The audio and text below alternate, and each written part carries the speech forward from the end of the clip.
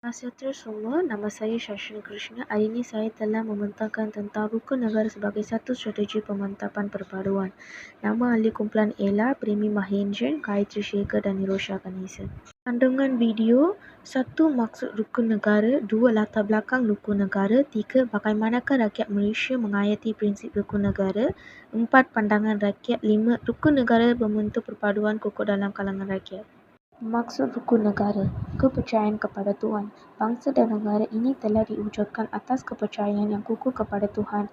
Melalui kepercayaan beragama inilah akan menjadikan bangsa dan negara ini sebagai satu bangsa dan negara yang berdaulat. Perlembagaan Persekutuan memperuntukkan bahawa Islam ialah agama rasmi Persekutuan, tetapi agama dan kepercayaan-kepercayaan lain boleh diamalkan dengan aman dan tenteram di mana-mana bahagian di dalam Persekutuan, dan tindakan membeza-bezakan terhadap seseorang warga negara atas alasan agama adalah dilarang sama sekali. Jawatan kuasa pengubal rukun negara menyedari akan pentingnya agama dan kepercayaan kepada Tuhan dalam kehidupan manusia. Ketiadaan agama boleh meruntuhkan kepribadian seseorang dan juga sesuatu bangsa dan negara. Menyedari betapa pentingnya keteguhan pegangan anggota masyarakat terhadap ajaran agama masing-masing, prinsip ini telah dipilih sebagai prinsip pertama dalam rukun negara. Seterusnya, kesetiaan kepada raja dan negara. Malaysia mengamalkan sistem demokrasi berparlimen dan raja berperlembagaan dengan Seri Paduka Baginda Yang di-Pertuan Agong sebagai ketua negara. Selaras dengan kedudukan Yang di-Pertuan Agong sebagai raja mengikut perlembagaan, sistem beraja juga diamalkan di setiap negeri dan Yang di-Pertua negeri bagi negeri-negeri yang tidak beraja. Seri Paduka Baginda, raja-raja dan Yang di-Pertua negeri adalah merupakan lambang perpaduan rakyat. Kesetiaan kepada raja dan negara bermaksud bahawa setiap warga negara hendaklah menumpukan sepenuh tahap setia, jujur dan ikhlas kepada Seri Paduka Baginda Yang di-Pertua Agong. Di peringkat negeri pula, rakyat dikehendaki menumpukan tahap setia kepada raja yang memerintah negeri tempat mereka bermastahutin tanpa mengurangkan tahap setia kepada Yang di-Pertua Agong. 3. Keluhuran perlembagaan. Prinsip ini menekan perlunya rakyat menerima, mematuhi dan mempertahankan keluhuran atau kemuliaan perlembagaan negara.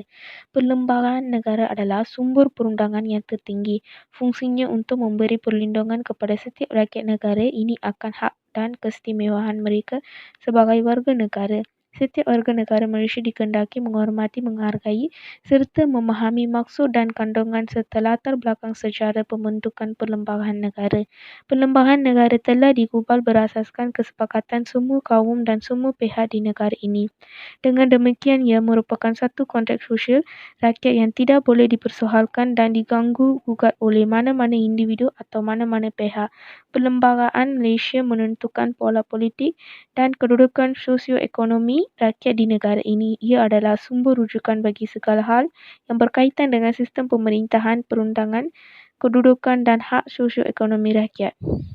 4. Kedaulatan undang-undang. Keadilan diasaskan atas kedaulatan undang-undang, di mana setiap rakyat sama tarafnya di sisi undang-undang negara. Kebebasan asasi terjamin bagi semua warga negara Malaysia. Undang-undang negara berasaskan kepada perlembagaan. Oleh itu, kedaulatannya perlu diterima dan dipertahankan. Tanpa undang-undang, hidup bermasyarakat dan bernegara tidak aman dan stabil. Oleh itu, undang-undang negara dijamin pula oleh institusi kehakiman yang bebas dan berwibawa. Setiap negara memerlukan undang-undang untuk mengawal dan mewujudkan satu masyarakat yang aman, stabil dan makmur. Kewujudan undang-undang akan menjamin kehidupan anggota masyarakat dapat bergerak dengan licin dan teratur tanpa sebarang kekacauan, di mana semua anggota masyarakat akan berasa selamat. Hak semua rakyat boleh diamalkan dengan bebas asalkan tidak melanggar undang-undang serta perkara-perkara sebagaimana yang dijamin oleh perlembagaan negara. Hak dari kebebasan yang dijamin oleh perlembagaan itu tidaklah termasuk hak pengulingkan kerajaan sama ada dengan kekerasan atau dengan cara-cara yang tidak menurut perlembagaan. 5. Kesopanan dan kesusilaan. Prinsip kelima ini menekankan perkembangan personaliti dan tingkah laku seseorang rakyat. Tujuannya ialah untuk membentuk warga negara yang bersopan santun dan bersusila selaras dengan kempen budi bahasa dan nilai murni yang dijalankan sekarang. Sifat individu yang bersopan santun dan bersusila adalah paling bermakna dan amat penting dalam konteks berhubungan antara satu sama lain dalam masyarakat pelbagai kaum di negara ini. Sikap bersopan santun dan bersusila patut diamalkan bagi membentuk seseorang individu dan masyarakat yang berdisiplin serta bermoral tinggi yang akan membantu mewujudkan sebuah masyarakat yang harmoni. Tata sesila ini membenci dan mengutuk tingkah laku atau perbuatan yang angkuh atau menyinggung perasaan seseorang atau sesuatu golongan. Tingkah laku sopan juga mengandungi sesuatu darjah kesusilaan yang tinggi dalam kedua-dua kehidupan persendirian dan kehidupan bernegara. Prinsip ini menjadi panduan supaya perilaku masyarakat sentiasa terpelihara dan berkembang sesuai dengan kepribadian bangsa dan nilai-nilai murni. Latar belakang rukun negara. Satu ideologi negara yang tercipta ekoran berlakunya peristiwa rusuhan kaum pada 13 Mei 1969.